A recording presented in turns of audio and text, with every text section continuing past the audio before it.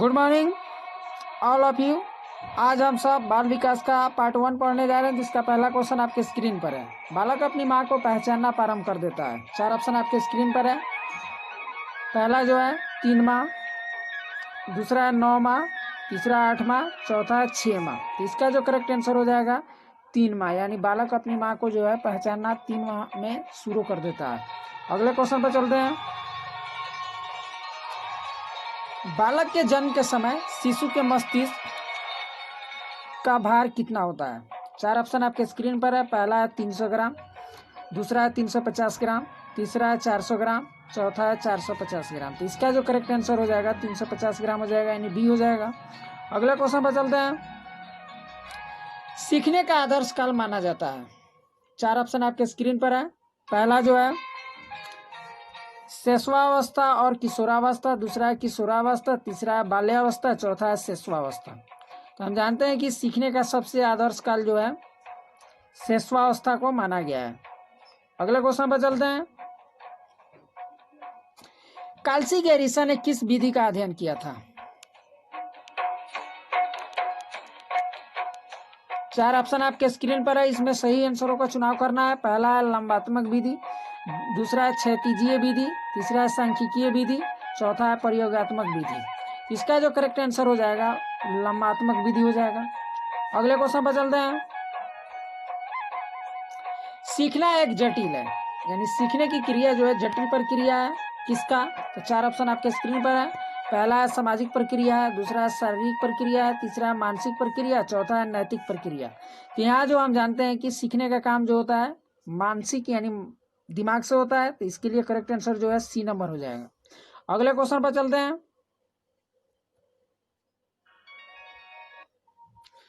भारत में बाल विकास की शुरुआत कब हुई थी? तो इसमें आप 4 ऑप्शनों में से आपको चुननी है। पहला है 1887 में, दूसरा है 1879 में, तीसरा ऑप्शन है 1590 में, और चौथा आंसर है 1930 में। इसमें आपको सही आंसरों का चुनाव करना है कि बाल विकास की शुरुआत भारत में कब हुई थी। तो यहाँ जो करेक्ट आंसर हो जाएगा हमारा डी नंबर हो जाएगा, क्योंकि भारत में बाल विकास की शुरुआत जो है 1930 में हुई थी। अगले क्वेश्चन पर चलते हैं। विकास प्रारंभ होता है, तो हम जानते हैं कि किसी भी बच्चे का विकास जो होता है वो गर्भावस्था से ही प्रारंभ होता है। तो यहाँ जो करेक्ट आंसर हो जाएगा हमारा गर्भावस्था हो जाएगा। अगले क्वेश्चन पर चलते हैं।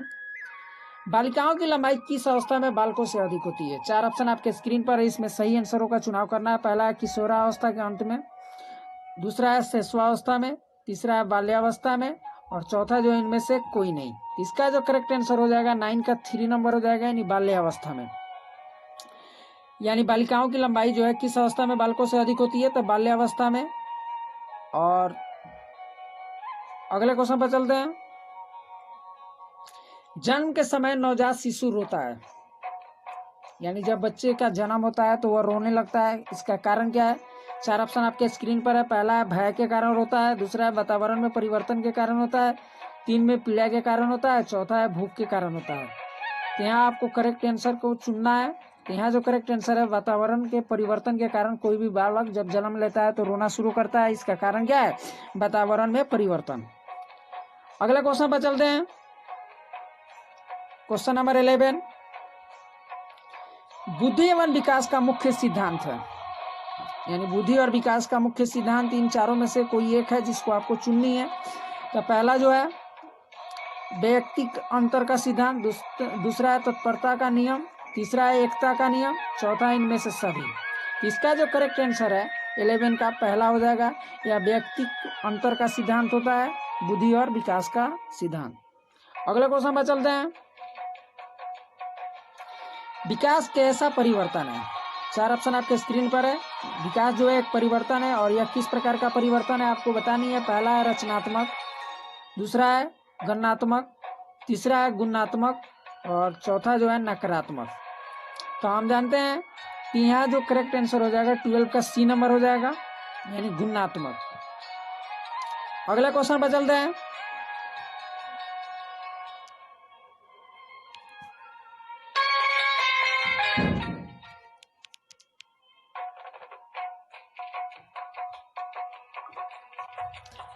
वृद्धि का संबंध किससे है? चार ऑप्शन आपके स्क्रीन पर है। इसमें आपको बताना है कि वृद्धि का संबंध जो है किससे है। तो यहाँ चार ऑप्शन आपके स्क्रीन पर है। पहला है केवल आकार से, दूसरा है आकार और भार से, तीसरा है केवल भार से, चौथा है इनमें से कोई नहीं। इसमें आपको सही आंसरों का चुनाव करना है कि कौन करेक्ट है। इसका जो करेक्ट आंसर हो जाएगा हमारा बी नंबर हो जाएगा, आकार और भार से। वृद्धि का संबंध जो होता है आकार और भार से होता है, क्योंकि आकार और भार बढ़ता है तभी हमारे शरीर का वृद्धि होता है। अगले क्वेश्चन पर चलते हैं। निम्नलिखित में कौन सा विकास का सिद्धांत है? चार ऑप्शन आपके स्क्रीन पर है। इसमें आपको करेक्ट आंसरों को चुनना है। पहला है विकास हमेशा रेखीय होता है, दूसरा यह निरंतर चलने वाली प्रक्रिया नहीं है, तीसरा है सभी विकास की दरें समान नहीं होती है, और चौथा ऑप्शन है विकास की सभी प्रक्रियाएं अंतः संबंधित नहीं होती है। तो इसमें आपको सही आंसर को चुनना है। तो इसका जो करेक्ट आंसर हो जाएगा 3 नंबर हो जाएगा, यानी सभी विकास की दरें जो है समान नहीं होती है। अगले क्वेश्चन पर चलते हैं।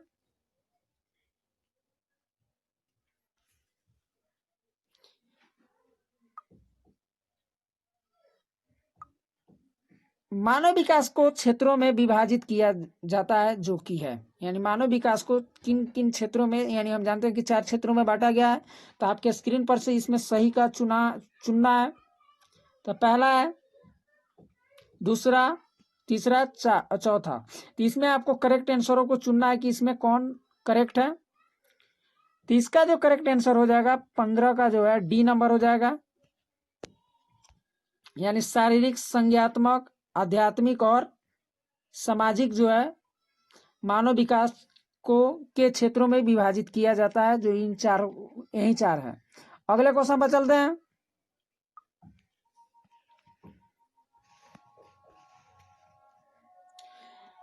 कोहलबर्ग के अनुसार शिक्षक बच्चों में नैतिक मूल्यों का विकास कर सकता है। 4 ऑप्शन आपके स्क्रीन पर है। इनमें से चारों में से कोई एक होगा जिसको आपको चुननी है। तो पहला जो है धार्मिक शिक्षा को महत्व देकर, दूसरा है व्यवहार के स्पष्ट नियम बनाकर, तीसरा है नैतिक मुद्दों पर आधारित चर्चाओं में उन्हें शामिल करके, चौथा है कैसा व्यवहार किया जाना चाहिए इस पर कठोर निर्देश देकर। इसका जो करेक्ट आंसर हो जाएगा 16 का सी नंबर हो जाएगा, यानी नैतिक मुद्दों पर आधारित चर्चाओं में उन्हें शामिल करके हम क्या कर सकते हैं, बच्चों में नैतिक मूल्यों का विकास कर सकते हैं, कोहलबर्ग के अनुसार माना जाता है। अगले क्वेश्चन पर चलेंगे। निम्नलिखित में कौन सी समस्या समाधान की वैज्ञानिक पद्धति का पहला चरण है? 4 ऑप्शन आपके स्क्रीन पर है।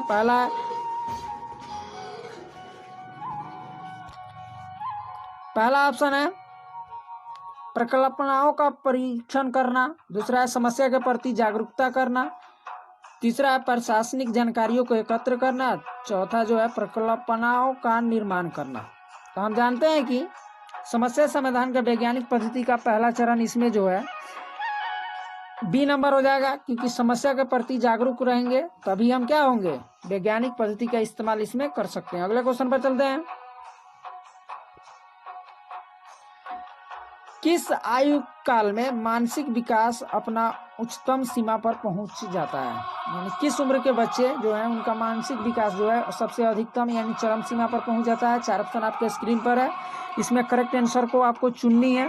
तो पहला जो ऑप्शन है 15 से 20 वर्ष, दूसरा है 10 से 15 वर्ष, तीसरा है 20 से 25 वर्ष, चौथा जो है 50 से 10 वर्ष।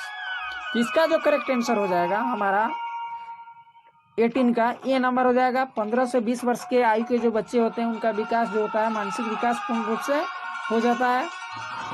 अगले क्वेश्चन पर चलते हैं। किस अवस्था में सामाजिक विकास पर जिसका प्रभाव नहीं पड़ता है वह निम्न में से कौन सी है? 4 ऑप्शन आपके स्क्रीन पर है। पहला जो है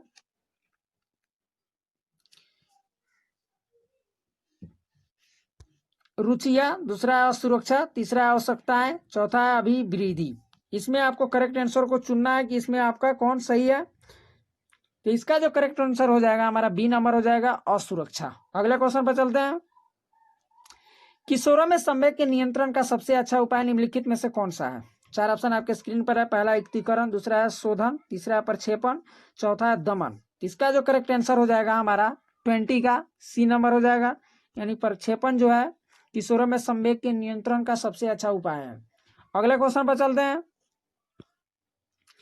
किशोरावस्था में चरित्र निर्माण से जो अवस्थाएं संबंधित है वह निम्नलिखित में से कौन है? 4 ऑप्शन आपके स्क्रीन पर है, इसमें सही आंसर को चुनाव करना है। तो इसका जो करेक्ट आंसर हो जाएगा डी नंबर हो जाएगा। अगले क्वेश्चन पर चलते हैं। किशोरावस्था में मुख्य विशेषताएं निम्नलिखित में से होती है। 4 ऑप्शन आपके स्क्रीन पर है, इसमें बताना है कि किशोरावस्था में इनमें से कौन 4 जो विशेषता है सबसे इंपॉर्टेंट है। तो 4 ऑप्शन आपके स्क्रीन पर है। पहला है आत्मगौरव, दूसरा है रचनात्मक, तीसरा है सामाजिक प्रवृत्ति, चौथा आत्मचेतना। इसका जो करेक्ट आंसर हो जाएगा 22 का ए नंबर हो जाएगा। यानी आत्मगौरव जो है किशोरावस्था में सबसे इंपॉर्टेंट है। अगले क्वेश्चन पर चलते हैं। विकास व्यक्ति के नवीन विशेषताएं और योग्यताएं प्रस्फुटित करता है, यह कथन किसका है? 4 ऑप्शन आपके स्क्रीन पर है। पहला है जेम्स ड्रेवर, दूसरा है हरलॉक, तीसरा है मैकडूगल, चौथा है मुनरा। इसका जो करेक्ट आंसर हो जाएगा 23 का बी नंबर हो जाएगा। हरलॉक का यह कथन है। अगले क्वेश्चन पर चलते हैं। जिस प्रक्रिया से व्यक्ति मानव के लिए परस्पर निर्भर होकर व्यवहार करना सीखता है यह वह प्रक्रिया है। 4 ऑप्शन आपके स्क्रीन पर है। पहला है भाषा विकास, दूसरा है व्यक्तिक मूल्य, तीसरा है सामाजिक परिपक्वता, चौथा है समाजीकरण। तो इसका जो करेक्ट आंसर हो जाएगा डी नंबर है, यानी समाजीकरण। अगले क्वेश्चन में चलते हैं। किशोर अवस्था एक नया जन्म है, इसमें उच्चतर और श्रेष्ठतर मानव विशेषताओं का जन्म होता है, यह कथन देने वाले कौन है? तो यहाँ 4 ऑप्शन आपके स्क्रीन पर है। पहला है स्टैनली हॉल, दूसरा है जॉन एंड सिम्पसन, तीसरा है गैसल और चौथा जो है ग्रोडफ्रे। इसका जो करेक्ट आंसर है 25 का ए नंबर हो जाएगा। स्टैनली हॉल है